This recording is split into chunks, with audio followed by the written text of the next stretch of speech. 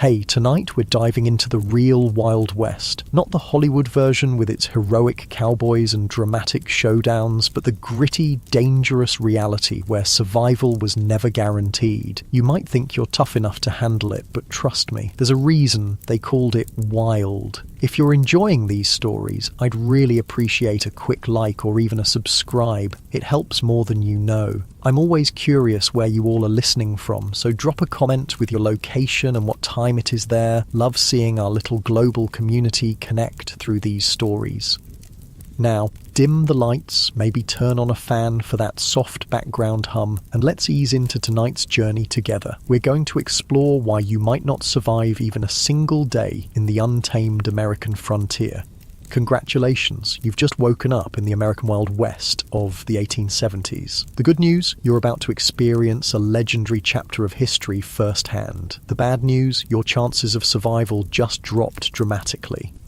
The first challenge hits you before you even open your eyes. The smell, not the earthy, pleasant aroma of nature you might expect, but something far more pungent. The stench of unwashed bodies, animal droppings, and what might possibly be raw sewage hanging heavy in the air. You see, bathing wasn't exactly a priority in the Wild West. Most settlers considered a thorough wash a monthly luxury, and that's being generous. Some went entire winters without a proper bath. Water, was precious out here, and using it to clean yourself seemed wasteful when you needed it for drinking and cooking.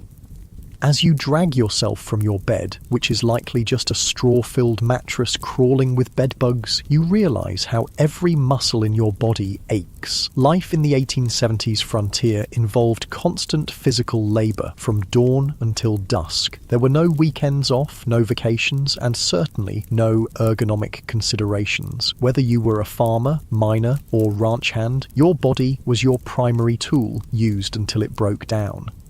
You might think you work hard in your modern life, but frontier labour was something entirely different, backbreaking work that left even the strongest people permanently hunched and arthritic by their 30s. Imagine spending 14 hours ploughing fields, hauling water, chopping wood, or working deep underground in a mine shaft. No wonder the average lifespan was only about 35 years. Standing on the dusty floor, you notice the chill in the air. If it's winter, your cabin might be 20 degrees below freezing inside. If you had a fireplace, you'd have let it burn down overnight to save precious fuel. Good luck finding central heating or thermal underwear in this century. And if it's summer, well, get ready to sweat through every article of clothing you own. There was no escaping the elements in the Wild West. Speaking of clothing, forget comfort. Men typically owned maybe 2 sets of clothes, rough canvas or denim pants and cotton shirts that chafed against the skin. Women wore multiple layers regardless of the temperature, chemises, corsets, petticoats and long dresses that dragged in the dirt. Everything was scratchy, ill-fitting and rarely cleaned. Those fancy outfits you've seen in Western movies? Pure fiction for the average person. Your stomach growls, reminding you it's time for breakfast. Hope you like beans, biscuits and coffee, possibly for every meal. The Wild West diet was monotonous and nutritionally deficient. Fresh fruits and vegetables were seasonal luxuries. Meat, when available, was often preserved with salt or smoke because refrigeration didn't exist. Scurvy, a disease caused by vitamin C deficiency, when your gums bleed and your teeth fall out, was common among settlers despite being easily preventable with modern knowledge. You might think the coffee would at least be good. Cowboys always seem to have a pot brewing in the movies, but what you're served barely resembles what you'd recognise as coffee. It's typically boiled to within an inch of its life, bitter beyond belief, and might include crushed eggshells or even salt to reduce the bitterness. Still, the caffeine would help you face the day, so you drink it without complaint. Before heading outside, you might want to check your shoes for scorpions or snakes that could have sought shelter during the night. It wasn't uncommon for frontier folks to shake out their boots each morning, a habit born from painful experience. One wrong move, and you could be facing a venomous bite miles from any medical help. Stepping outside your cabin, you're immediately aware of how exposed you are. The vast landscape of the American frontier was breathtaking, sure, but it was also unforgiving. Extreme weather could appear with little warning. Blizzards, tornadoes, flash floods, or drought could all mean death for the unprepared. The sky might be clear now, but that could change in minutes. If you've settled in a frontier town, you might think civilization offers some protection. In some ways, that's true. In others, it just presents different dangers. Towns in the Wild West were hotbeds of disease. Without proper sewage systems or understanding of germ theory, illnesses spread rapidly through communities. Cholera, typhoid, smallpox, diphtheria, and tuberculosis were constant threats. An outbreak could wipe out half a town in weeks. Speaking of towns, let's say you decide to visit one today. As you approach, you notice there's a distinct lack of the organised layout you might expect. Many Western towns grew haphazardly, with buildings constructed wherever convenient, often without proper planning or infrastructure. The streets aren't paved, but are instead dirt tracks that transform into mud pits when it rains and dust bowls when it's dry. The smell hits you again, stronger now. Horse manure is everywhere because horses are the main transportation. There are no street cleaners or sanitation departments. In some towns, the accumulated waste could be knee-deep in heavily trafficked areas. Flies swarm around you and you realise why disease spreads so easily here. As you walk down the main street, you pass the saloon, likely one of the busiest establishments in town. Contrary to Hollywood depictions, saloons weren't glamorous places with swinging doors and piano players. Most were crude, one-room affairs with rough plank bars and basic furniture. The liquor served wasn't fine whiskey aged in oak barrels, but raw alcohol often mixed with tobacco juice, pepper, turpentine, or even gunpowder to give it extra kick. A single drink could blind you if you were unlucky. The saloon represents another deadly aspect of frontier life: violence. These establishments were frequently sites of deadly confrontations, not because of formal duels or showdowns, but because of drunken arguments that escalated quickly in a heavily armed society. The romanticised gunfights of Western movies were rare. Most violence was impulsive, messy, and over trivial matters. Speaking of being armed, you'll notice almost everyone carries a weapon of some kind, but not for the reasons you might think. While personal protection was certainly a factor, weapons were primarily tools for hunting, protection from wildlife, and sometimes for signalling. The constant threat from bears, wolves, cougars, and venomous snakes made going unarmed foolish, especially when travelling between settlements. You might be surprised to learn that many frontier towns actually had strict gun control laws. Places like Dodge City, Kansas, and Tombstone, Arizona, required visitors to surrender their firearms when entering town limits. The famous gunfight at the OK Corral actually started because the Clanton gang refused to comply with Tombstone's weapons ordinance. Despite what you've seen in movies, quick-draw duels in the middle of the street were exceedingly rare. Most shootings were ambushes or happened during robberies. The skilled gunslinger facing off against an opponent at high noon is largely a Hollywood invention. Real frontier violence was typically sudden, chaotic, and lacked any sense of honour or fairness. As you continue your walk, you pass the local doctor's office. Medical care in the 1870s frontier would horrify you. Most doctors had little or no formal training. Surgical procedures were performed without anaesthesia beyond whiskey or morphine, and sterilisation was virtually unknown. Something as simple as an infected cut could lead to amputation or death. Common treatments included bloodletting, mercury compounds, arsenic, and other toxic substances that often did more harm than good. Women in childbirth faced mortality rates as high as 1 in 4 in remote areas. Dentistry involved extraction without anesthesia, using crude tools. Most people suffered from painful dental issues for years before finally losing their teeth.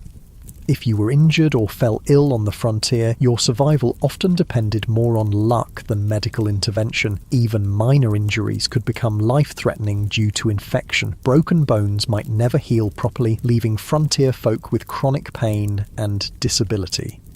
The famous phrase, "only the strong survive," had literal meaning in the Wild West.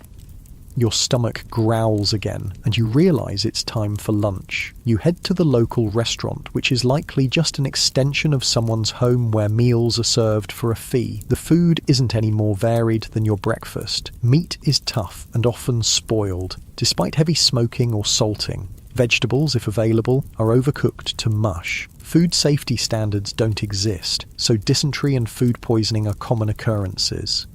While eating, you overhear conversations about recent Indian attacks, outlaw gangs, or the danger of traveling alone, while Native American violence against settlers was far less common than portrayed in popular culture. In fact, settlers and the US military were far more likely to be the aggressors. The frontier was still a place of conflict. The systematic displacement of indigenous peoples created tensions that sometimes erupted into violence on both sides. As for outlaws, they were a genuine threat, particularly in remote areas. Law enforcement was sparse, with a single sheriff sometimes responsible for thousands of square miles. In many places, justice was handled through vigilante action rather than formal legal proceedings. Lynch mobs were common, and the concept of innocent until proven guilty often didn't apply. If you were accused of horse theft or cattle rustling, you might find yourself hanging from a tree before sunset, regardless of your actual guilt or innocence. After lunch, you decide to visit the local general store to stock up on supplies. The prices shock you. Basic necessities cost far more on the frontier than back east due to the difficulty and expense of transportation. A simple can of peaches might cost the equivalent of $20 in today's money. Many settlers spent most of their income on essential supplies with little left over for comfort or luxury. The store offers another glimpse into frontier reality, the isolation. Mail delivery was infrequent and unreliable. Newspapers might be weeks or months out of date. Information travelled slowly, and you might go years without news from family back east. Many settlers never saw their relatives again after moving west. The psychological toll of this isolation contributed to high rates of depression, alcoholism, and suicide among frontier populations. As the afternoon wears on, you notice dark clouds gathering on the horizon. Weather on the frontier wasn't just uncomfortable, it could be deadly. Without modern forecasting, storms arrived with little warning. Blizzards could strand travelers, leading to freezing deaths. Tornadoes destroyed entire communities with no emergency services to assist survivors. Flash floods washed away wagon trains. Droughts ruined crops and caused starvation.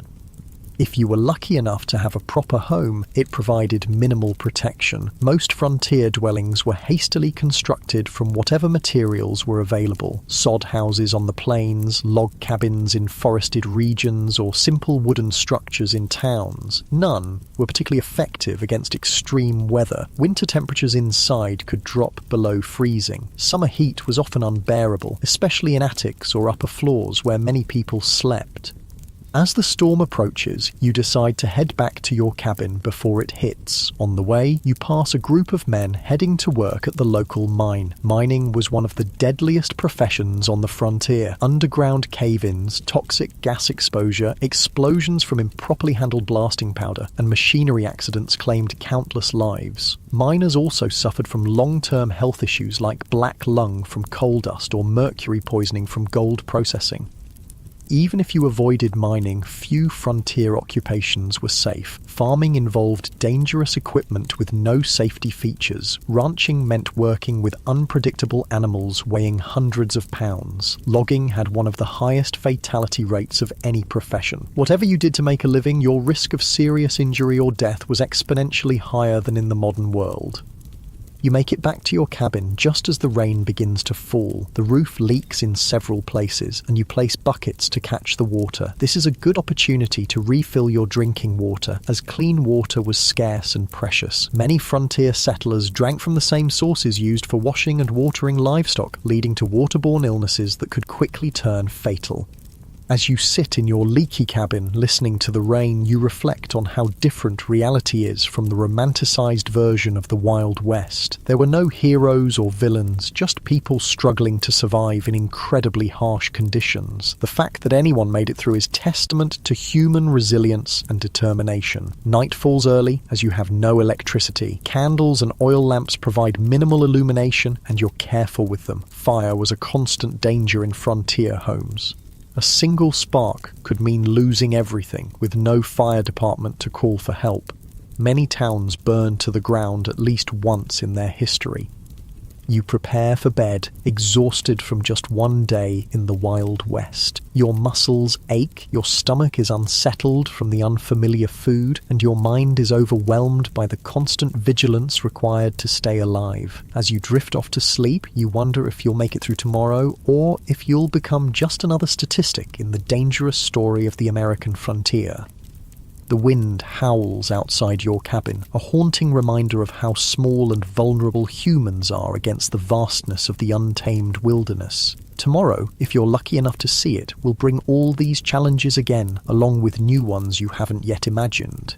In the Wild West, survival was never guaranteed. It was earned day by day, hour by hour, through hardship most modern people can scarcely comprehend. The morning light filters through the cracks in your cabin walls, waking you from a restless sleep. Your body aches from the hard mattress, but there's no time to linger. The Wild West waits for no one. As you rise, you remember yesterday's harsh introduction to frontier life and wonder what new challenges today will bring. Let's say you decide to leave town today, to travel across the frontier. Whether you're heading to another settlement, joining a wagon train west, or simply exploring, travel in the 1870s was an entirely different experience than what you're used to. The good news is that by this time, the Transcontinental Railroad had been completed, connecting the east and west coasts of America. The bad news? Unless you were relatively wealthy or travelling between major cities, you probably couldn't afford to use it. Most frontier folks travelled by horse, wagon, or simply on foot. If you owned a horse, consider yourself fortunate. Horses were expensive to buy and maintain, putting them out of reach for many settlers. A good horse might cost the equivalent of several months' wages. Then you needed saddles, bridles, feed, and veterinary care, though veterinary care often meant shooting the animal if it broke a leg or developed certain illnesses. Riding itself was no pleasure cruise. Saddles in the 1870s weren't designed for comfort, but for function. Hours in the saddle left even experienced riders with blisters and aching muscles. And if your horse spooked at a snake or sudden noise, which happened frequently, you could easily be thrown, potentially suffering broken bones or worse miles from any help. If you couldn't afford a horse, you might travel by wagon. Forget the romantic image of pioneers cheerfully rolling across pristine prairies. Wagon travel was brutally uncomfortable. The vehicles had no suspension system beyond the slight give in wooden wheels, meaning you felt every rock, rut, and hole in the trail. The constant jarring caused wagon sickness, similar to seasickness, leaving travellers nauseous and miserable.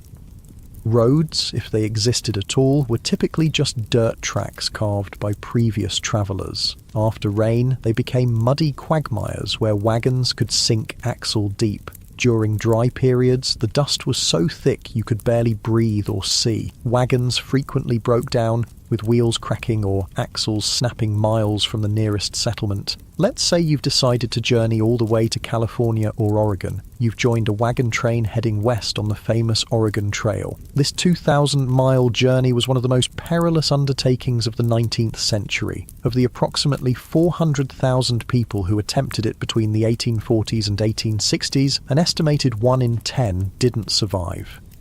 The Oregon Trail was sometimes called the nation's longest graveyard. Some historians estimate that an average of 10-15 people died for every mile of the trail. Think about that. A grave every 350 feet or so for 2,000 miles. The trail was lined with makeshift crosses and stone markers, many without names, as families were forced to bury loved ones and continue their journey. Disease was the #1 killer on the Oregon Trail. Cholera, a bacterial infection spread through contaminated water, was particularly devastating. This horrible illness, caused severe diarrhea and vomiting, draining the body of fluid so quickly that a person could be healthy at breakfast and dead by dinner. There was no effective treatment available. Wagon trains would sometimes lose dozens of people in a single cholera outbreak. Other diseases like dysentery, typhoid, and mountain fever claimed countless lives. Children were especially vulnerable, with many families losing multiple children during the journey. Medical care was rudimentary at best, often consisting of folk remedies that did little to help and sometimes made conditions worse. Crossing rivers presented another deadly challenge. Wagons weren't designed to float, but pioneers had to cross numerous rivers on their journey west. Some had ferries or fords, but many required the wagon to be floated across like a makeshift boat. Wagons frequently capsized in these crossings, drowning people and livestock and destroying precious supplies. The Platte, Columbia, and Snake rivers claimed hundreds of lives during the migration period. Contrary to popular belief, attacks by Native Americans were relatively rare. Most tribes were actually helpful to migrants, offering supplies, guidance, and assistance with river crossings. The majority of violent deaths on the trail came from accidents, being crushed by wagon wheels, drowning, or being kicked by draft animals. Firearms accidents were shockingly common, as most travelers were inexperienced with weapons but carried them for hunting and protection. The psychological toll of the journey was immense. Families buried children, parents, and spouses along the way, then had to continue travelling immediately. There was no time for extended grief on the trail. Each day's delay meant less chance of crossing the mountains before winter snows made passes impassable. The constant stress, grief, and physical hardship led many travellers to mental breakdown. Suicide was not uncommon among trail migrants. If you somehow survived the journey to California or Oregon, your challenges weren't over. Many arrived at their destination having spent all their money and resources on the journey itself. Families often arrived destitute, malnourished, and ill, only to find that the promised land had its own harsh realities. But let's say you've decided not to travel that far. Perhaps you're heading to a nearby town or settlement instead. Even short journeys in the Wild West presented significant dangers. Travelers might encounter outlaws who saw lone riders or small groups as easy targets. While the frequency of stagecoach robberies was exaggerated in later fiction, they did occur regularly enough to be a legitimate concern. The natural environment posed constant threats to travellers. Flash floods could wash out trails or trap unwary travellers. Summer heat in desert regions could kill through dehydration and heat stroke. Winter blizzards routinely trapped travellers, sometimes leading to freezing deaths or desperate situations like the infamous Donner Party, where survivors resorted to cannibalism to stay alive. Navigation itself was challenging in an era before detailed maps. Travellers relied on vague directions, landmarks that could change or be misidentified, and the experience of guides who sometimes proved unreliable. Getting lost in the wilderness could be a death sentence, especially if your supplies ran low. As you travel today, you notice another aspect of frontier life that movies rarely depict accurately: the stunning diversity of people. The Wild West wasn't populated solely by white cowboys and settlers. It was a meeting ground of cultures from around the world. Chinese immigrants worked as railroad builders, miners, and merchants. Mexican families had been living in the Southwest long before it became US territory. Black cowboys made up as much as 25% of the workforce on some ranches. European immigrants from Germany, Ireland, Italy, and Scandinavia brought their cultures and traditions. And of course, dozens of distinct Native American nations had called these lands home for thousands of years before others arrived. This diversity, however, didn't mean equality or harmony. Racial violence was a common feature of frontier life. Chinese railroad workers faced brutal discrimination and were often forced to take the most dangerous jobs for lower pay than white workers. Mexican landowners frequently saw their property seized through legal manipulation or outright theft after the Mexican-American War. Black Americans who moved west hoping to escape Southern discrimination often found frontier racism just as entrenched, if different in form, despite their crucial contributions to ranching, mining, and building frontier communities. They were frequently excluded from economic opportunities and social acceptance. For Native Americans, the expansion of white settlement was nothing short of catastrophic. The indigenous population of North America, once numbering perhaps 15 million people, had been reduced to fewer than 300,000 by 1900. Disease, warfare, forced relocation, and the deliberate destruction of their food sources, particularly the buffalo, decimated numerous tribes and nations.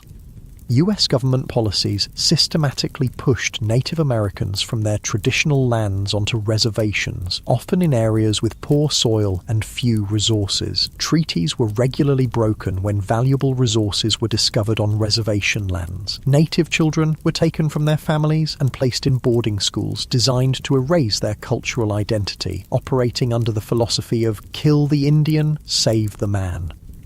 The romanticized cowboys versus Indians narratives of later films grossly misrepresented the complex interactions between settlers and indigenous peoples. Many native nations initially tried to accommodate newcomers and adapt to changing circumstances. Violence typically erupted after repeated treaty violations, encroachment on tribal lands, or deliberate provocations. As you continue your journey, you ponder another group whose experience differed markedly from Hollywood depictions: women on the frontier. Far from the helpless damsels or schoolmarms of Western movies, frontier women performed incredibly demanding physical labour while navigating restrictive social expectations. On homesteads and farms, women not only handled traditional domestic duties like cooking, cleaning, childcare, and making clothing, but also worked in the fields, tended livestock, and defended the home when necessary. Their workday typically started before dawn and ended well after dark, with few, if any, days of rest. A frontier woman might need to plough fields in the morning, deliver a neighbour's baby at midday, fight off predators threatening the livestock in the afternoon, and still prepare meals and care for her own children throughout. Many women became widows young due to the dangerous nature of frontier life and had to manage farms or businesses alone while raising children. Despite their essential contributions, women had few legal rights. In most territories and states, they couldn't vote, own property independently if married, or have custody of their children in the event of divorce. Domestic violence was considered a private matter, with little legal recourse available to victims. For unmarried women, options were severely limited. Teaching was one of the few respectable professions, though female teachers were paid significantly less than their male counterparts, and were often expected to resign upon marriage. Some women found economic independence through running boarding houses, working as nurses, or establishing millinery or dressmaking businesses. Then there were the soiled doves, prostitutes who worked in frontier brothels and saloons. While later mythology romanticized these women, the reality was typically grim. Many entered the profession out of economic desperation after being widowed or abandoned. Physical abuse, drug addiction, and venereal disease were common hazards of the work. Even those who managed to earn substantial money found themselves socially ostracized and unable to transition to more respectable positions. Some women did find greater freedom on the frontier than they might have back east. The shortage of women in Western territories gave them more marriage options and sometimes better treatment as communities competed to attract and keep female residents. A few territories like Wyoming and Utah granted women voting rights decades before the 19th Amendment, recognizing their essential contributions to frontier development.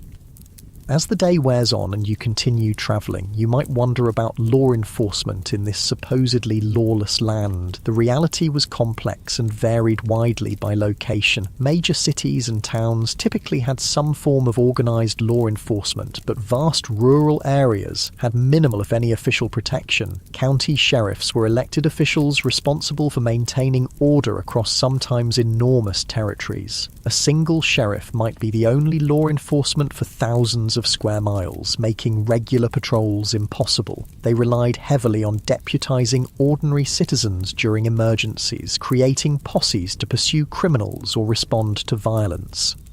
Town marshals handled law enforcement within town limits, sometimes with a few deputies in larger settlements. These positions were often dangerous and poorly paid, attracting a mix of dedicated public servants and those who enjoyed the power the badge provided.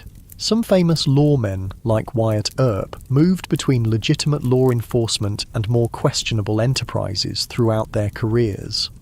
Federal marshals had jurisdiction throughout territories and states but were few in number. They typically focused on major crimes like counterfeiting, mail robbery, or offences involving multiple jurisdictions. The legendary US Marshals of Western movies, single-handedly bringing law to lawless towns, were largely fictional creations. In many remote areas, justice was handled through informal community action rather than official legal processes. Vigilante groups formed to address perceived threats when formal law enforcement was absent or ineffective. Sometimes these groups maintained basic order, but they could easily become vehicles for prejudice, personal vendettas, or mob violence.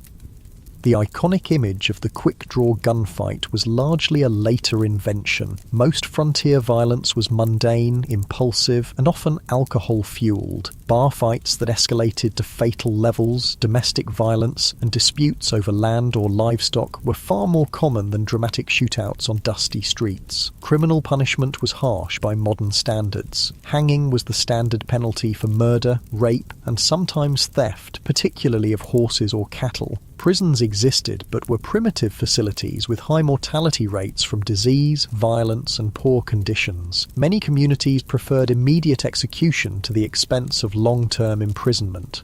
As evening approaches, you decide to seek shelter for the night. If you're lucky, you might find a town with a hotel or boarding house. Don't expect luxury. Frontier accommodations were basic at best. A typical hotel room would have a simple bed, possibly infested with bedbugs, a washstand with a pitcher and basin, and perhaps a chair. Bathroom facilities would be an outhouse in the back, shared by all guests.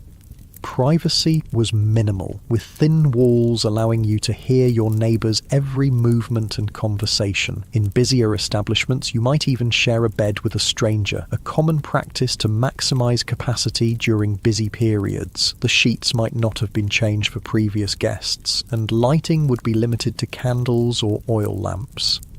A night's lodging would cost between 25 cents and $1, depending on the establishment's quality and location. This represented a significant expense for many travellers, equivalent to several hours' wages for an average worker. Many chose to sleep in stables, barns, or simply under the stars to save money, despite the additional risks these options presented.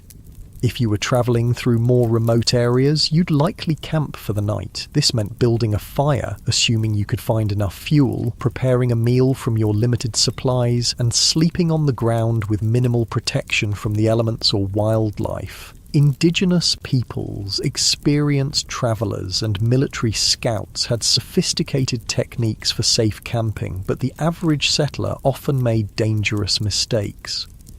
Proper fire management was literally a matter of life and death. A fire built too large could spark a prairie or forest fire that could consume thousands of acres in hours. One built too small might not provide enough warmth during cold nights, leading to hypothermia. Campfire cooking required skills most modern people lack, often resulting in meals that were simultaneously burnt and raw. As night falls fully and you prepare to sleep, the sounds of the frontier darkness surround you. Coyotes howl in the distance, unfamiliar birds call, the wind whispers through grass or trees. For people accustomed to modern light and noise pollution, the profound darkness and strange sounds of wilderness nights often triggered intense anxiety.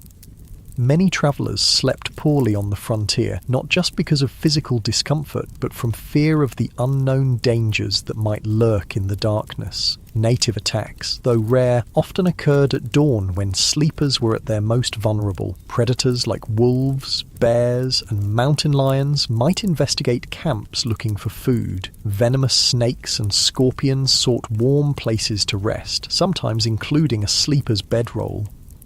Even if no actual threats materialized, the psychological stress of constant vigilance took its toll. Frontier diaries frequently mention exhaustion not just from physical labor, but from the mental strain of perpetual alertness. Modern people, accustomed to locks, alarms, and the security of dense population, would find the vulnerability of frontier sleeping arrangements profoundly disturbing.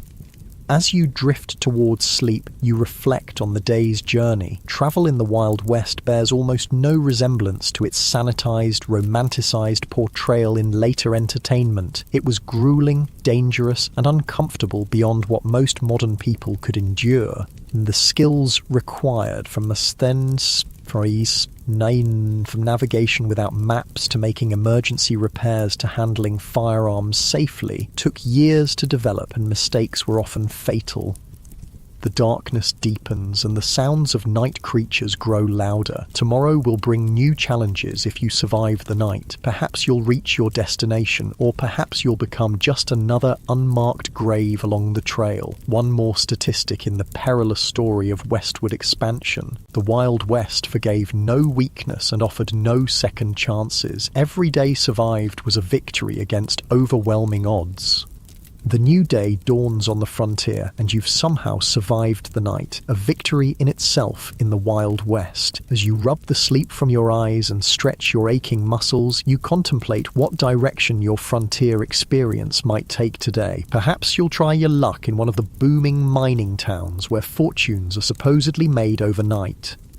You've heard stories of the California gold rush, the Nevada silver strikes, and the Colorado mining booms. Tales of ordinary men finding nuggets the size of chicken eggs and becoming wealthy overnight have drawn hundreds of thousands west. What these stories don't mention are the brutal realities awaiting those who chase mineral dreams.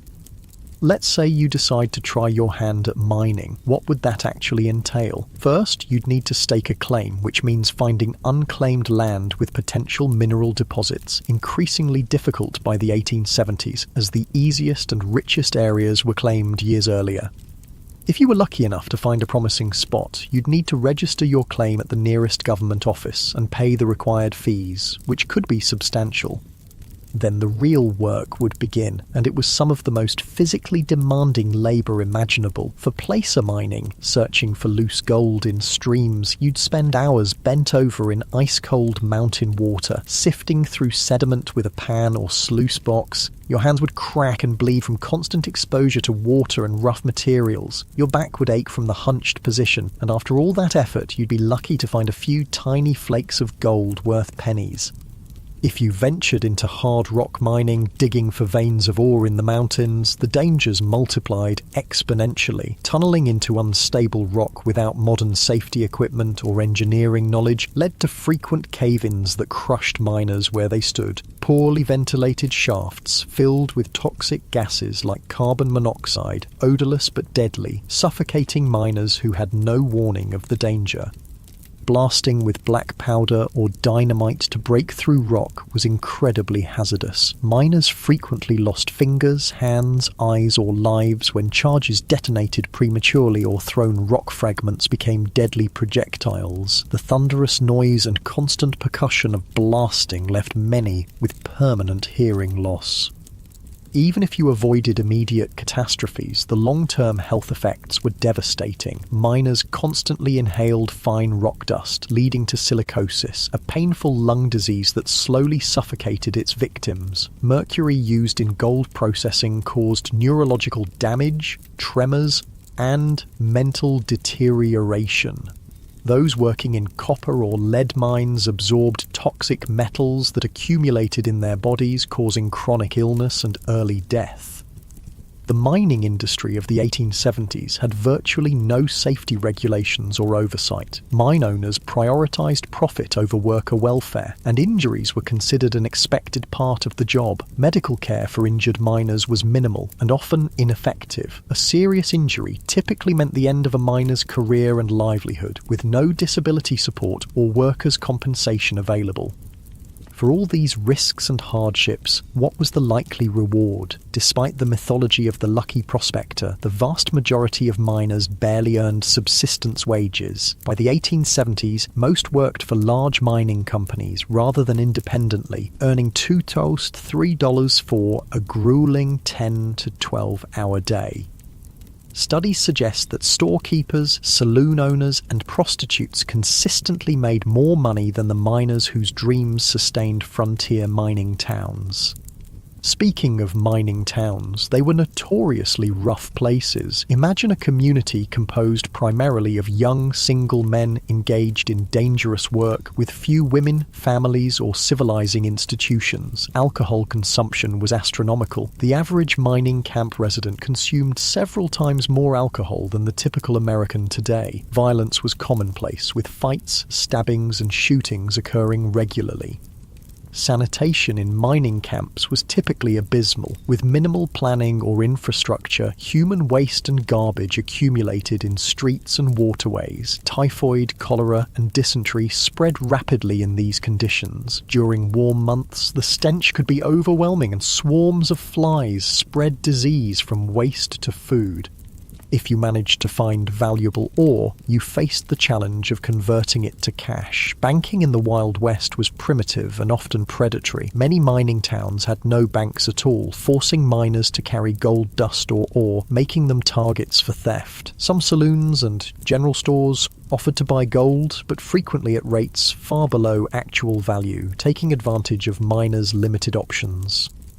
Where banks did exist, they operated with minimal regulation or oversight. Bank failures were common, often wiping out customers' life savings without warning or recourse. Many bankers were little more than confidence men who established storefronts, collected deposits, and disappeared overnight with all the funds. Without federally backed currency, paper money was issued by individual banks and its value fluctuated wildly depending on the bank's reputation. Counterfeit bills circulated widely, and even experienced merchants could be fooled by well-made fakes. The safest form of money was gold or silver coin, but carrying it made one a target for robbery.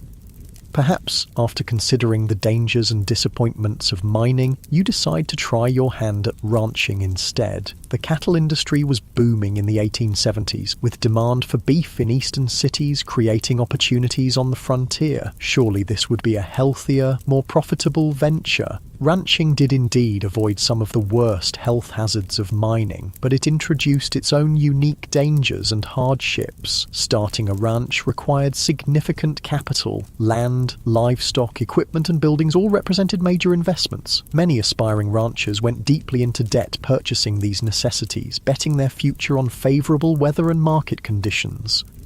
Nature often had other plans. Droughts could wither grazing lands and dry up crucial water sources, forcing ranchers to either watch their cattle starve or sell at devastating losses. Harsh winters could kill entire herds, as happened in the infamous Great Die-Up of 1886 to 1887, when up to 90% of cattle on northern ranges froze or starved to death during unusually severe weather. Disease could sweep through herds, wiping out a rancher's investment overnight. Texas fever, anthrax, and other infectious diseases had no effective treatments in the 1870s. Predators like wolves and cougars took a constant toll on livestock, particularly vulnerable calves.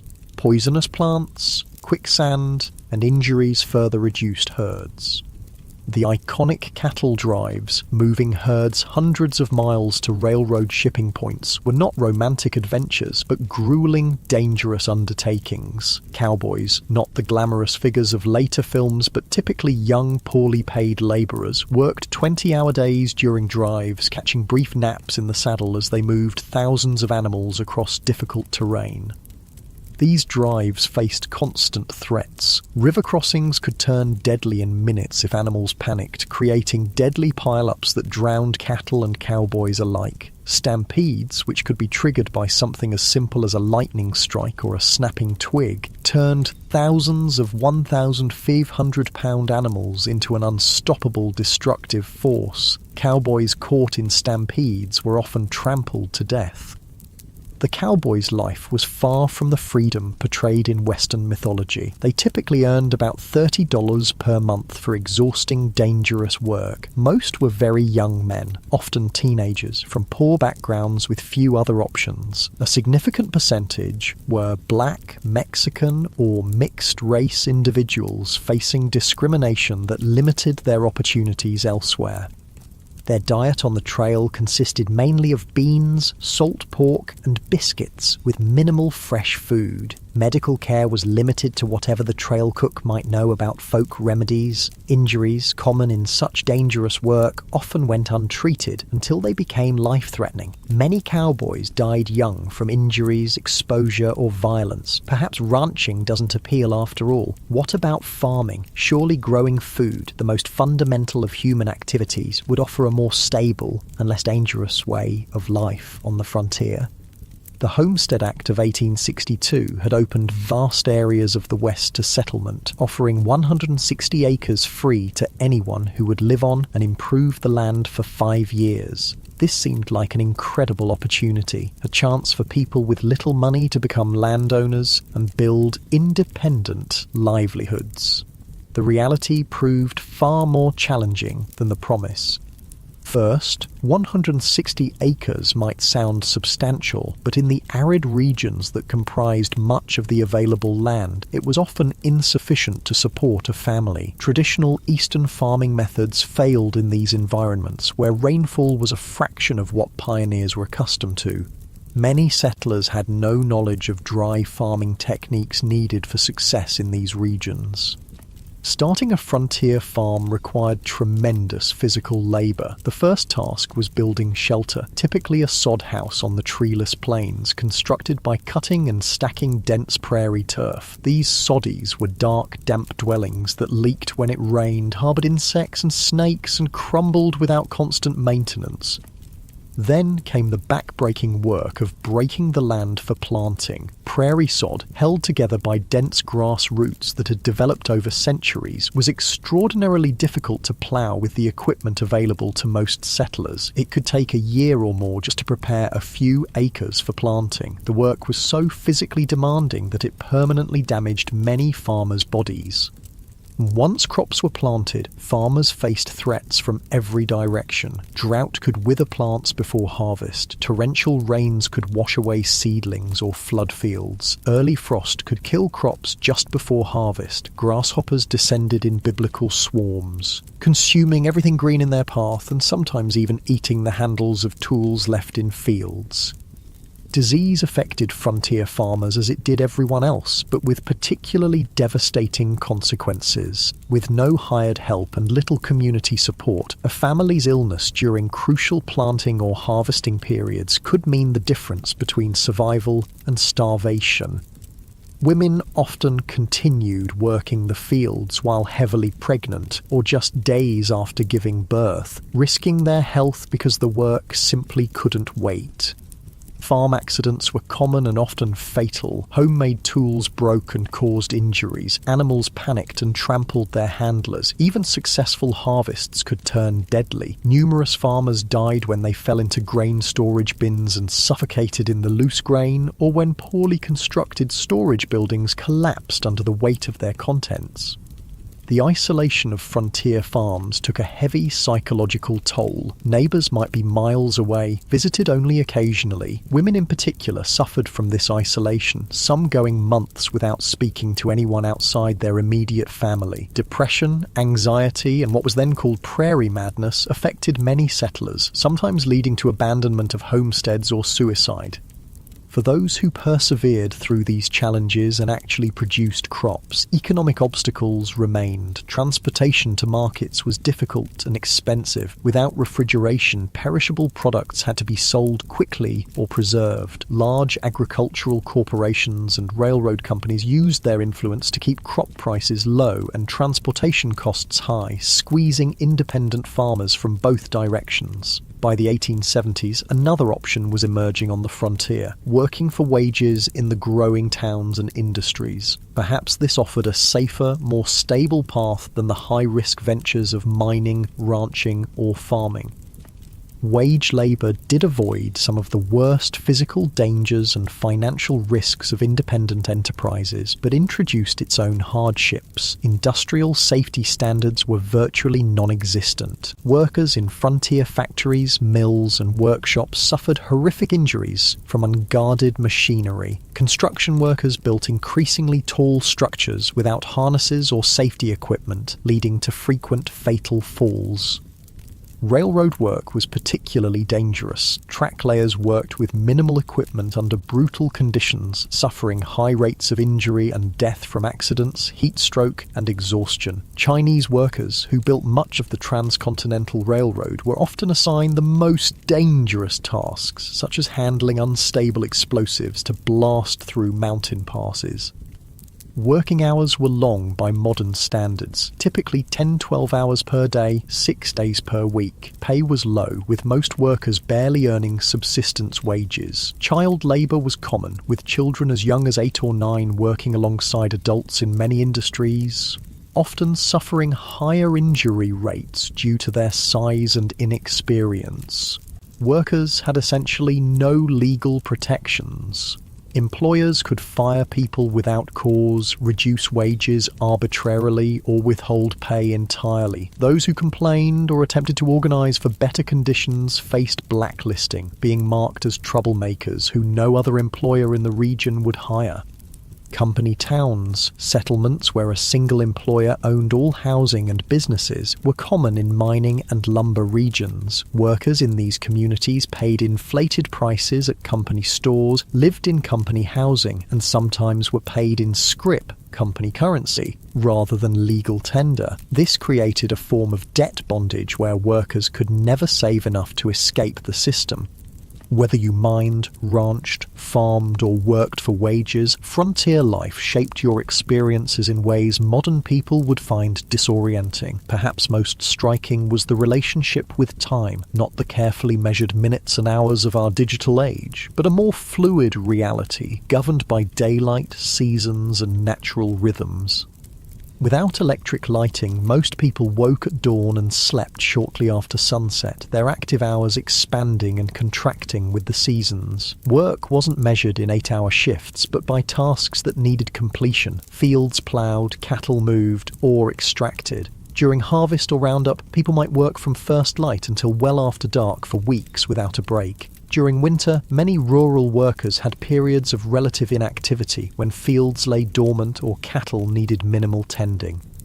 The concept of punctuality, so central to modern life, had limited relevance on the frontier. With few clocks and limited need for precise timing in most activities, people operated on approximate schedules. Stagecoaches and later trains introduced more precise timetables to the West. But outside these specific contexts, morning or after dinner were sufficiently specific time designations for most purposes.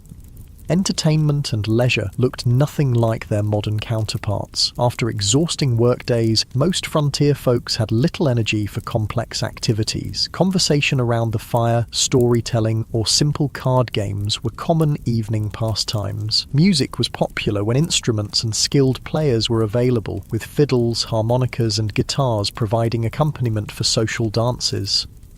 Reading material was precious and often shared among entire communities. A single book might be read aloud to gatherings of neighbours or passed from family to family until it fell apart from use. Newspapers, when available, were read repeatedly, with every advertisement and notice scrutinised for information about the wider world. Organised sports existed, but in simpler forms than today. Baseball was gaining popularity, played with minimal equipment on makeshift fields. Horse racing, wrestling, and shooting competitions provided both entertainment and opportunities to demonstrate valuable skills. Children played games that required little or no equipment: tag, hide and seek, and variations of stickball that could be played with found objects. Holidays and community celebrations took on great importance as rare opportunities for socialising and recreation. 4th of July celebrations might draw people from miles around for picnics, speeches, games, and dancing. Harvest festivals marked the successful completion of the year's most critical work. Religious holidays provided both spiritual meaning and welcome breaks from routine.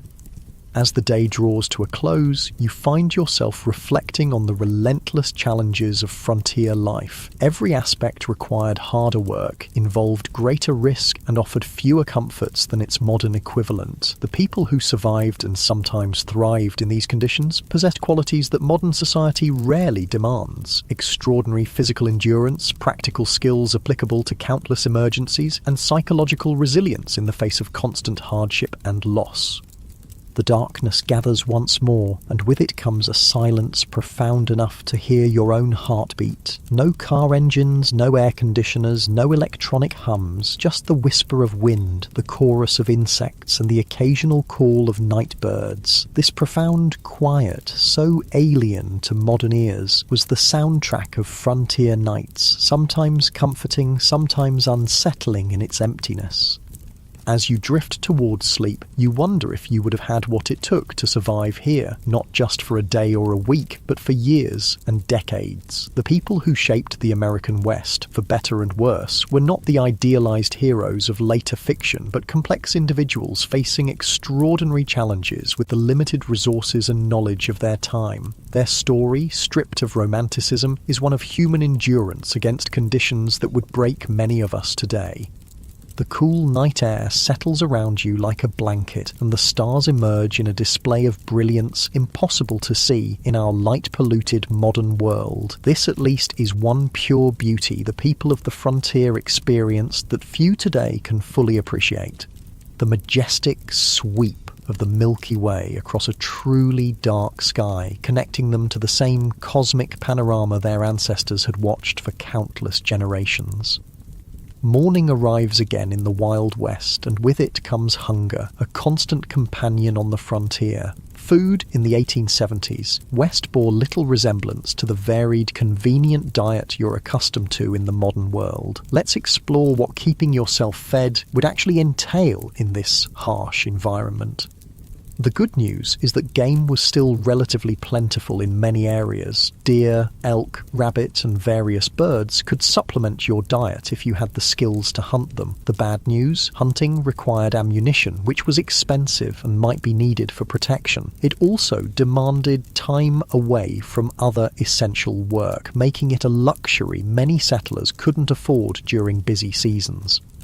Most frontier families relied heavily on foods they could grow, preserve, or purchase in bulk. The staples of the frontier diet were beans, corn, and pork, dense in calories but monotonous and nutritionally incomplete. Fresh fruits and vegetables were available only in season, a few months at most, and winter diets often contained no fresh produce whatsoever.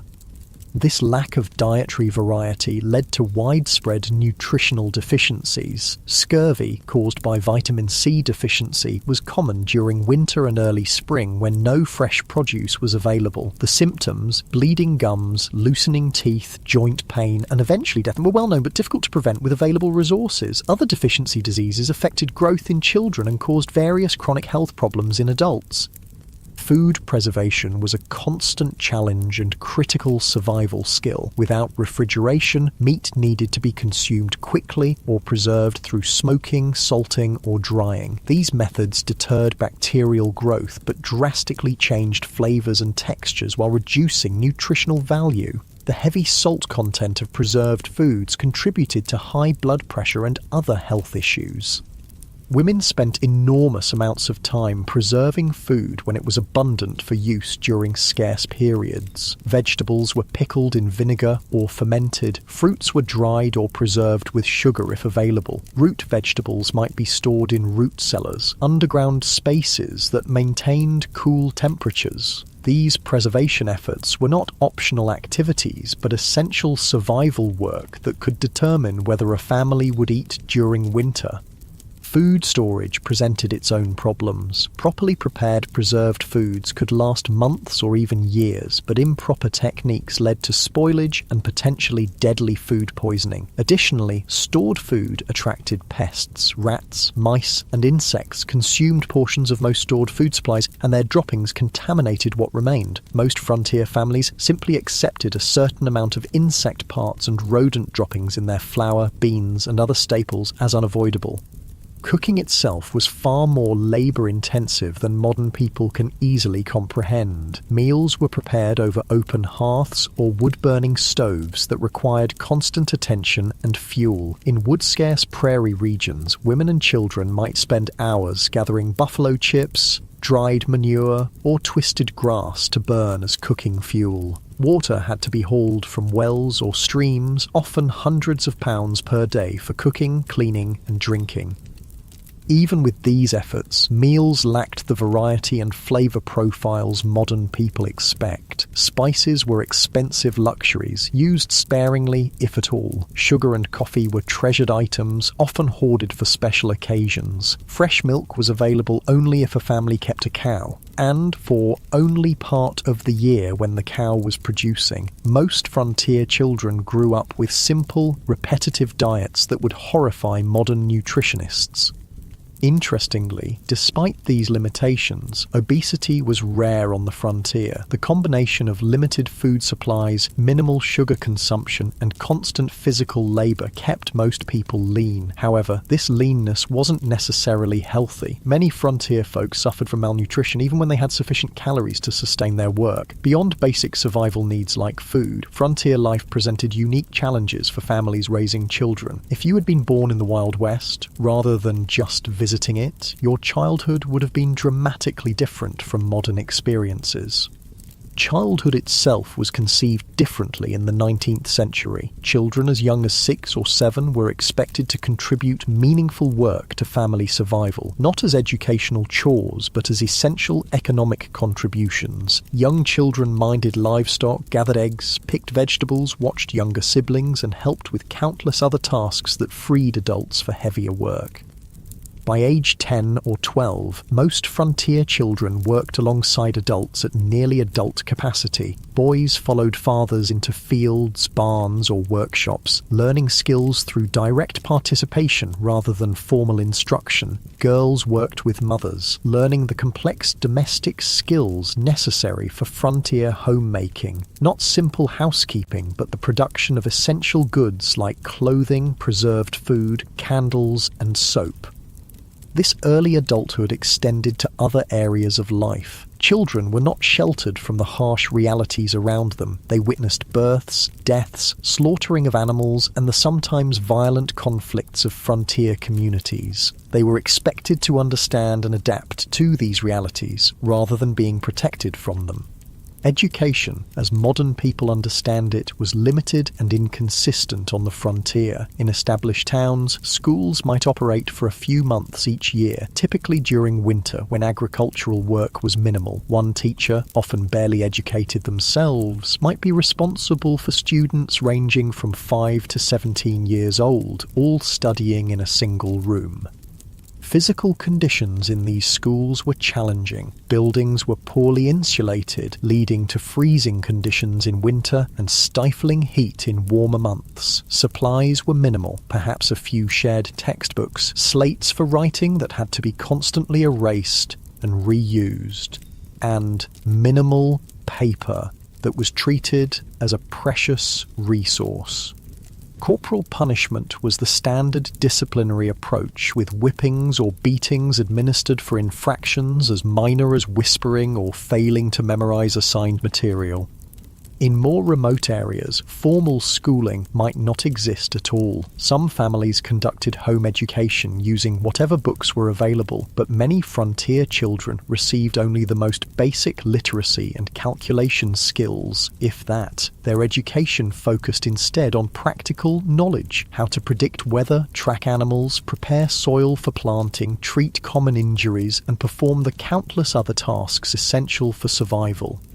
child mortality remained devastatingly high throughout the frontier period. Approximately 1 in 4 children died before reaching adulthood, with the highest risk in the first 5 years of life. Diseases that modern medicine easily prevents or treats, measles, diphtheria, scarlet fever, whooping cough, routinely killed or permanently disabled young children. Accidents claimed many more, as child safety was a foreign concept in an era where survival demanded risk-taking. The psychological impact of this mortality on both children and parents is difficult for modern people to comprehend. Most children grew up watching siblings die. Parents expected to lose children and often gave the same name to a subsequent child if an older sibling died young.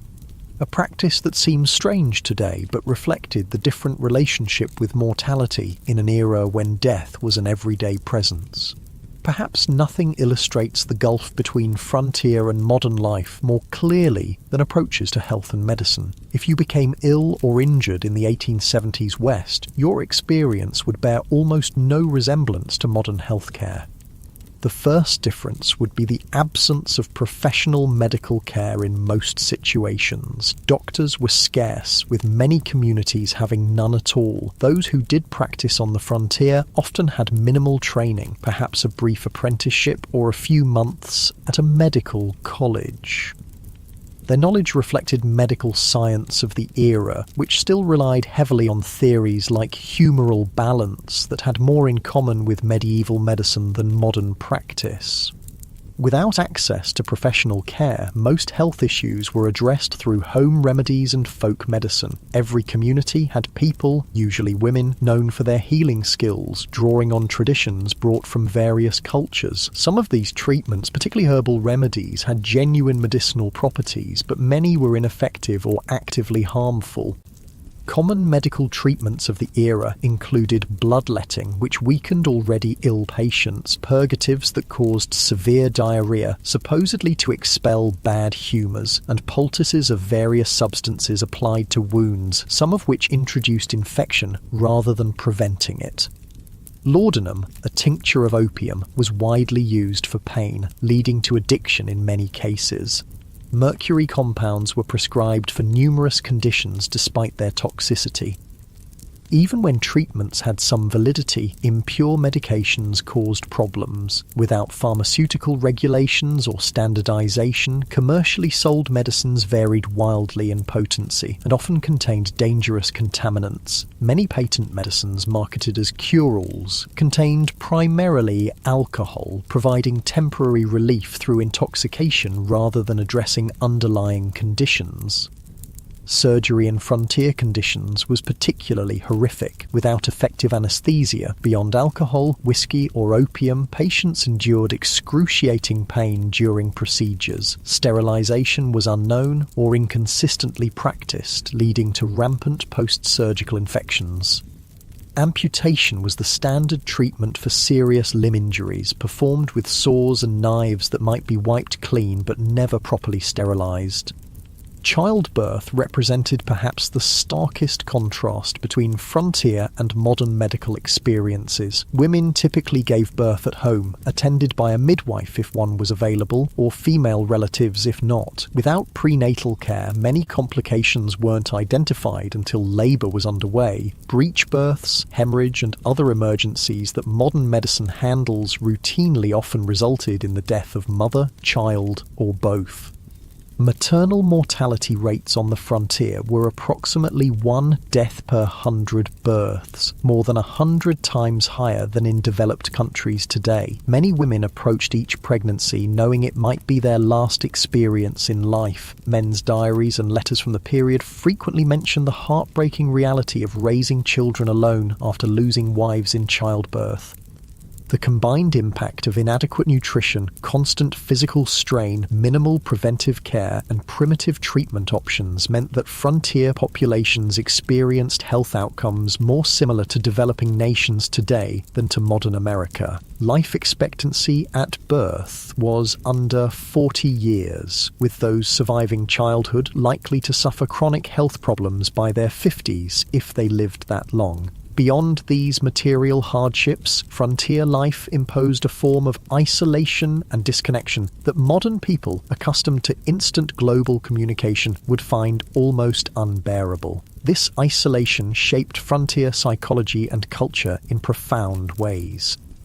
Communication with distant family or friends occurred at the speed of physical transportation. Letters took weeks or months to reach recipients, if they arrived at all. News travelled slowly and unreliably, often distorted through retelling. Major events might not become known in remote areas until months after they occurred. This information vacuum contributed to a highly localised worldview, where distant events seemed abstract and irrelevant compared to immediate community concerns. The isolation was particularly difficult for those accustomed to more settled environments. Women who had grown up with close female friendships and family networks often found themselves alone for days or weeks while husbands travelled for supplies or work. Their diaries frequently mention crippling loneliness and the psychological strain of having no adult conversation for extended periods. This isolation sometimes led to what contemporary accounts called prairie madness, severe depression, anxiety, and occasionally psychosis triggered by the combination of isolation, constant work, and environmental hardships. Some affected individuals became violent toward family members or committed suicide. Others simply abandoned their homesteads and returned east, unable to endure the psychological pressure of frontier life. Even in established communities, social connections were limited by practical constraints. Visiting neighbours might require travelling several miles each way, a significant undertaking when time was precious and transportation limited to walking or horseback. Formal social gatherings were infrequent, typically centred around church services, seasonal celebrations, or community work events like barn raisings or harvest festivals. Churches played a crucial role in frontier communities beyond their spiritual function. They served as social hubs, educational centres, and mutual aid societies. Even those with limited religious conviction often participated in church activities for the community connection they provided. Religious leaders, ministers, priests, or lay preachers frequently took on roles far beyond religious guidance, serving as teachers, dispute mediators, and community organisers.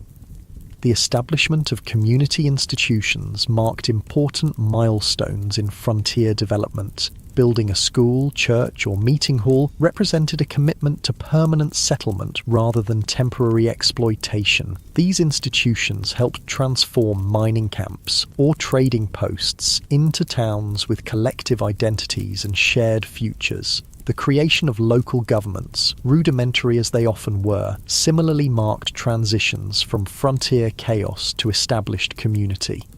Frontier communities also developed distinctive forms of mutual aid and collective action necessary for survival in harsh conditions. Barn raisings and house raisings allowed families to complete large construction projects impossible for individual households. Harvest teams moved from farm to farm, ensuring crops were gathered before weather could destroy them. Spontaneous search parties formed when children went missing. These cooperative traditions reflected the practical reality that no individual or family could survive the frontier entirely through self-reliance. This community interdependence existed alongside the individualism that later became mythologized in frontier narratives. Both elements were necessary responses to frontier conditions: self-reliance for daily survival, community cooperation for challenges beyond individual capacity. The tension between these values shaped frontier culture and continues to influence American attitudes toward government, community, and individual responsibility. As another day in the Wild West draws to a close, you find yourself contemplating the mental and emotional resilience required to endure such conditions year after year. The people who populated the American frontier weren't superhuman. They suffered, struggled, and sometimes broke under the relentless pressure of their environment. But many adapted and persevered, developing skills and perspectives that allowed them to find meaning and even joy amid hardship. The darkness settles around you once more, bringing with it the profound silence of the pre-industrial night. The day's experiences have given you a glimpse into a world both familiar and utterly alien, a world where survival required constant vigilance, where comfort was rare and luxury almost non-existent, where death was an everyday companion rather than a distant stranger. As sleep approaches, you wonder about the people who chose this life or had it thrust upon them by circumstance. What drove them west? What sustained them through blizzards, droughts, illness, and loss? What would they think of the world their struggles helped create? A world of abundance and security beyond anything they could have imagined, built on foundations they laid through exhausting labour and countless sacrifices.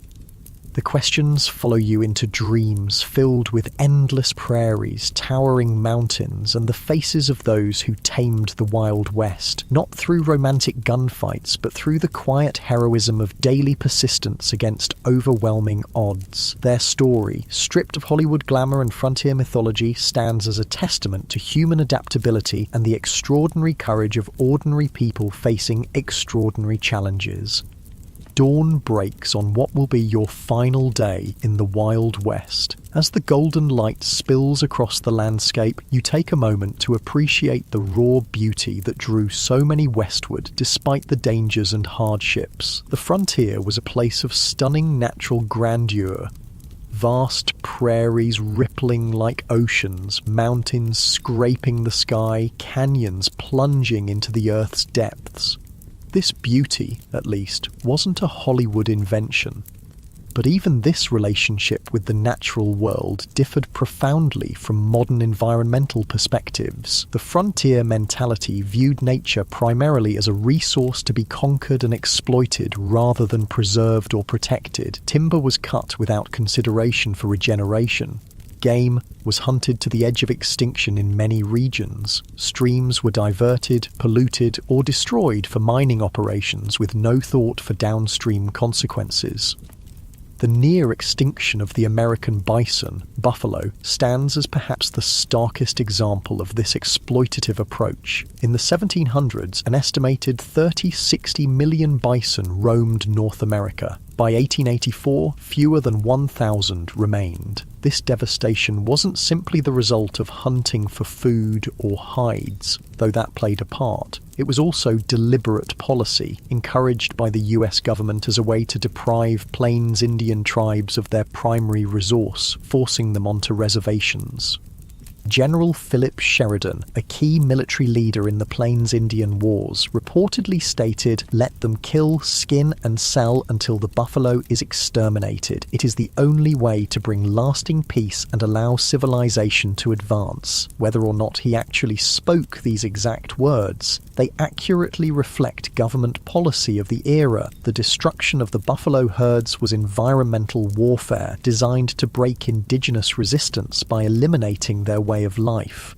For Native American nations across the West, the expansion of white settlement represented an apocalypse, not just physical displacement, but the collapse of economic systems, spiritual practices, and cultural identities tied to specific landscapes and resources.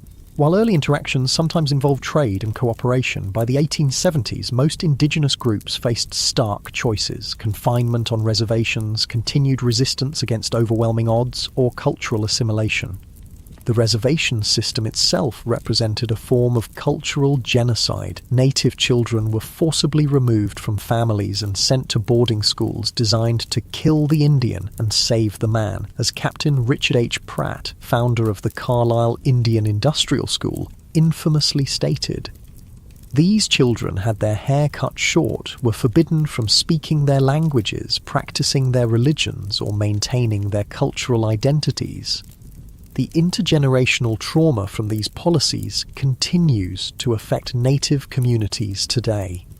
Armed resistance against American expansion almost invariably ended in defeat, though some groups maintained independence longer than others. The Battle of the Little Bighorn in 1876, where combined Lakota, Northern Cheyenne, and Arapaho forces defeated Lieutenant Colonel George Armstrong Custer's 7th Cavalry, represented one of the last major indigenous victories. The subsequent military campaigns against these tribes were marked by increasing brutality, including attacks on villages and the killing of women and children.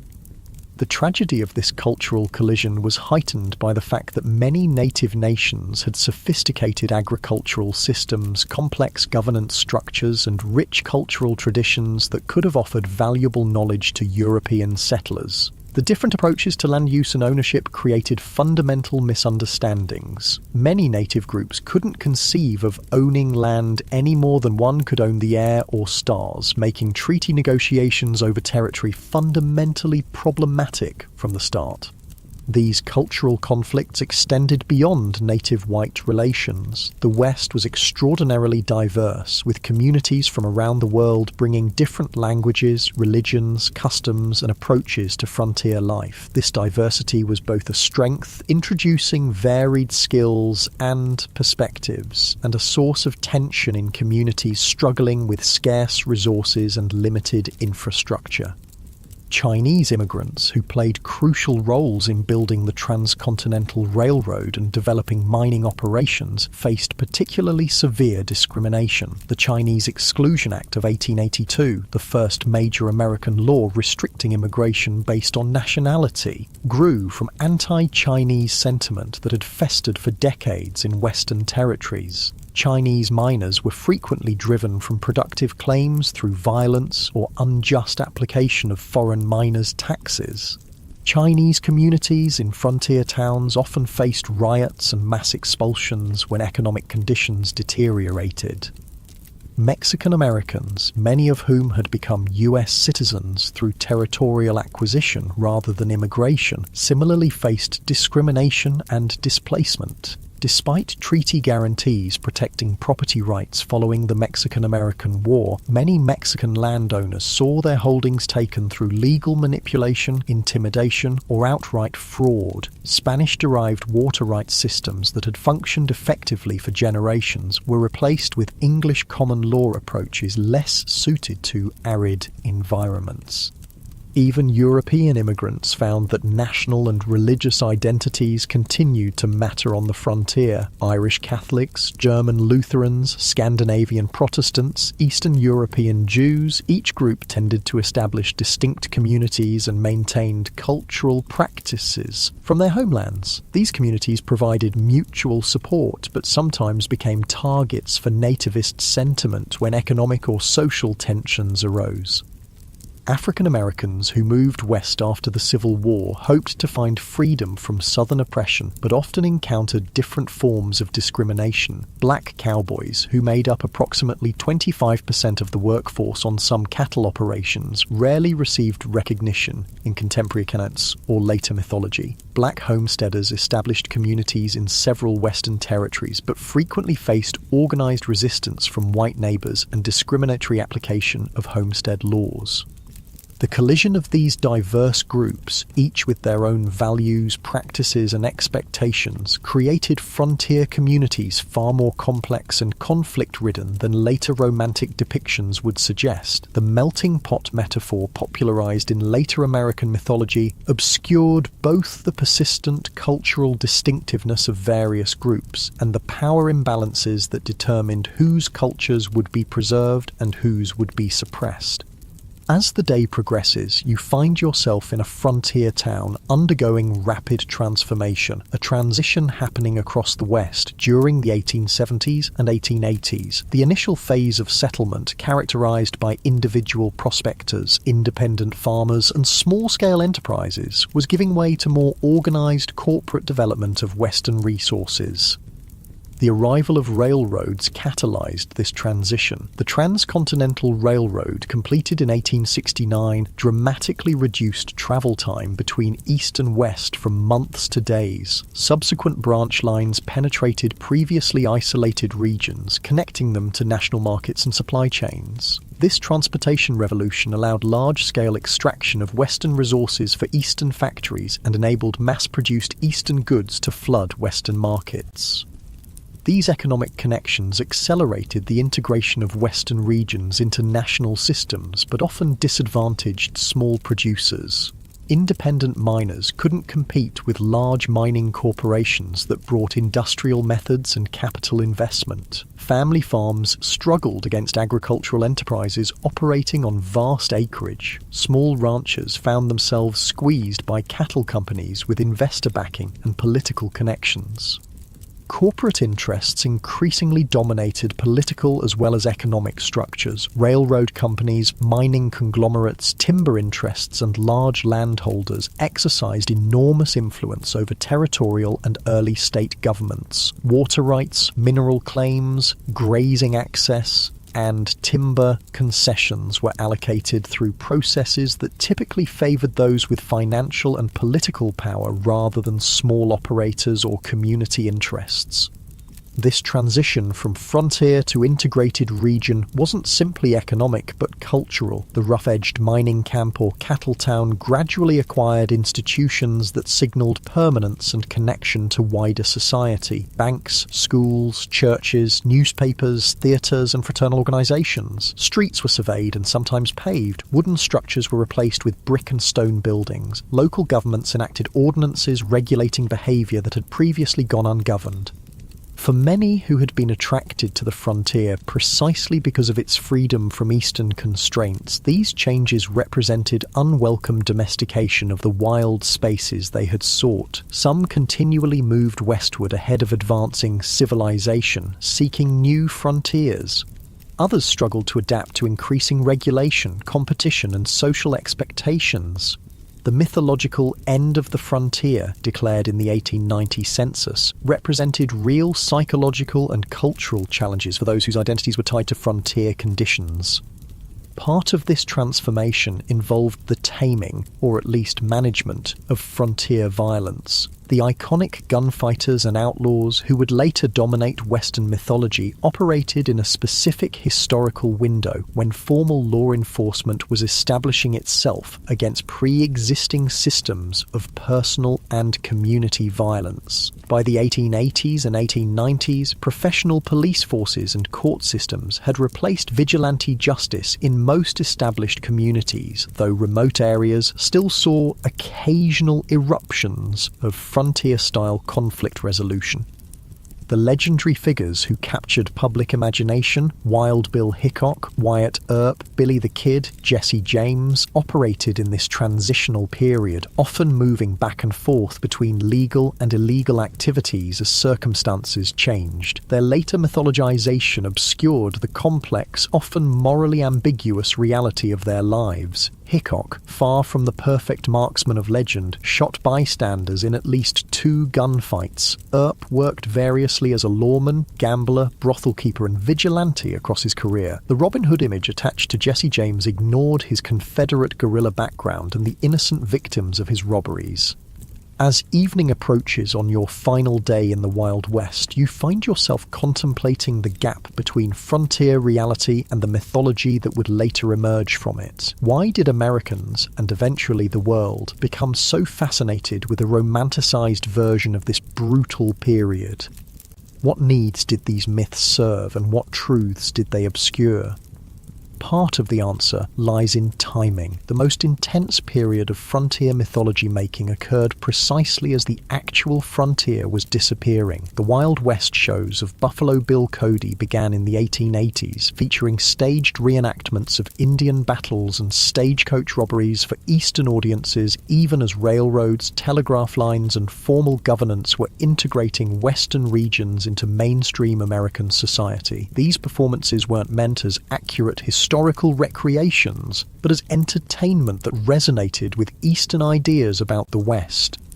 The dime novels that popularized exaggerated tales of Western heroes originated not on the frontier, but in Eastern publishing houses, written by authors who rarely had first-hand experience of the regions they described. These formulaic stories emphasized action, clear moral distinctions between heroes and villains, and a vision of the West as a testing ground for American virtues of self-reliance, courage, and individualism. Later, Hollywood westerns further refined and amplified these mythological elements, creating iconic images of lone cowboys, heroic sheriffs, dastardly outlaws, and savage Indians that bore little resemblance to historical reality. These films served psychological and cultural functions beyond entertainment. They offered reassuring narratives about American identity during periods of rapid social change and international challenges. The mythology suggested that American character had been forged in frontier conditions, producing exceptional qualities that distinguished the nation from older societies. It implied that American expansion across the continent had been not just inevitable, but morally justified, a triumph of civilization over wilderness and progress over primitive cultures. It presented simplified moral frameworks where good invariably triumphed over evil through righteous violence, justifying America's growing military and economic power on the world stage. What these myths obscured was the complex, morally ambiguous reality of Western development, the genocide of indigenous peoples, the exploitation of immigrant labor, the environmental devastation, the corporate manipulation of political systems, and the deeply divided community struggling with fundamental questions about identity, governance, and resources. The real West offered no simple moral lessons, but rather a case study in how human societies adapt to challenging conditions, sometimes showing remarkable cooperation and creativity, sometimes descending into exploitation and brutality. As darkness falls once more, you reflect on your brief journey through the unromanticized Wild West. You've experienced firsthand why the average person today, accustomed to abundant food, medical care, physical safety, and countless comforts unknown to frontier dwellers, would likely not survive even a single day in the actual conditions of the 1870s frontier. The skills, knowledge, physical conditioning, and psychological resilience required for frontier survival represent a way of life so distant from modern experience as to be almost unimaginable. Yet something about this world continues to fascinate us. Perhaps it's the raw honesty of a life stripped to essentials, where tasks have immediate consequences and achievements represent tangible victories against natural constraints. Perhaps it's the community interdependence that emerged from shared challenges, creating connections that transcended differences in background or belief. Perhaps it's simply the reminder that human beings can endure and even find meaning in conditions far harsher than most of us will ever face.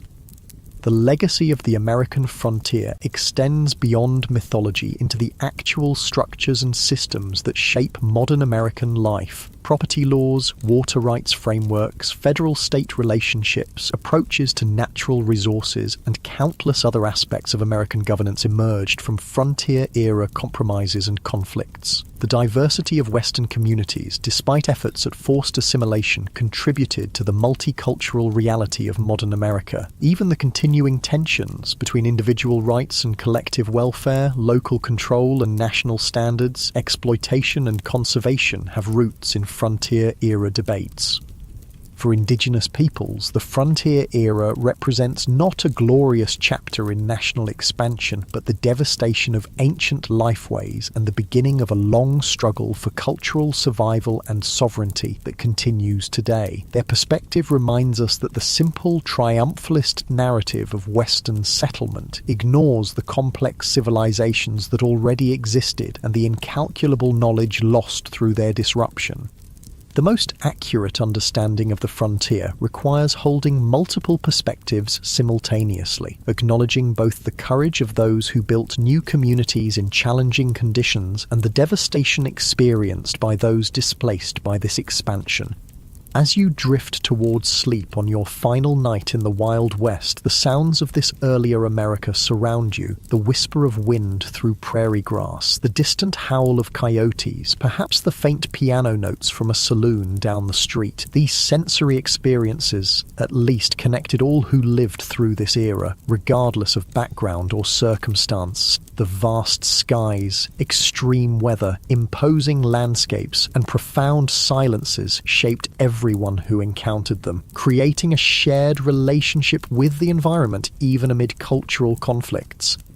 Tomorrow, you'll return to your own time, carrying with you a deeper understanding of this pivotal period in American history. You'll never again see a Western film or read a frontier novel without recognizing the sanitized, simplified version of a complex reality. You'll appreciate the extraordinary comfort and security of modern life, achieved through technological advances unimaginable to frontier dwellers. You might find yourself more aware of the skills and knowledge lost in the transition to our specialized, technology-dependent society, the practical self-sufficiency that allowed frontier people to build, repair, grow, preserve, and create what they needed with minimal outside support. Most importantly, you'll understand that the real story of the American West isn't found in gunfights and gold strikes, but in the daily struggles of ordinary people, men, women, and children of diverse backgrounds, who faced extraordinary challenges with the limited resources available to them. Their story, without Hollywood embellishment, contains enough genuine courage, tragedy, innovation, conflict, cooperation, cruelty, and kindness to fill countless histories. Their legacy lives in the communities they established, the environmental changes they initiated, the cultural patterns they created, and the myths that grew from their experiences. The real Wild West disappeared long ago, transformed by technology, population growth, economic integration, and environmental change into the modern American West of cities, suburbs, highways, and managed landscapes. Yet echoes of frontier experience persist in regional identities, local traditions, land use patterns, and governance structures. The memory of this formative period continues to influence how Americans understand themselves and their nation's development, even as scholars and communities work to replace simplistic mythology with more accurate, inclusive understandings of this complex history. As you finally surrender to sleep, the boundary between past and present seems to blur. The challenges faced by frontier communities, adapting to environmental constraints, managing scarce resources, building functional communities among diverse populations, balancing individual freedom with collective needs, remain relevant in new forms today. Perhaps the greatest legacy of the frontier experience is not a set of answers, but a collection of questions about human adaptation, community formation, and the relationship between people and the natural world, questions each generation must answer anew as circumstances change. The stars shine brilliantly above, the same stars that guided travellers across the prairie, helped farmers time their planting, and gave comfort to homesick immigrants far from familiar landscapes. In this moment of connection across time, you feel a fleeting kinship with those who looked upon these same constellations a century and a half ago, wondering what tomorrow would bring in a world where survival was never guaranteed, but life, in all its harshness and beauty, was experienced with an intensity seldom matched in our more comfortable era. Sleep comes at last, and with it dreams of a West both harsh and magnificent, a place where human vulnerability and resilience were displayed in equal measure, where diverse peoples collided and sometimes cooperated in ways that would shape a nation, and where the daily struggle for existence contained moments of transcendent connection with landscapes of breathtaking grandeur. The real Wild West, stripped of romantic illusion, offers a window into human experience at its most elemental, challenging, frightening, and occasionally sublime.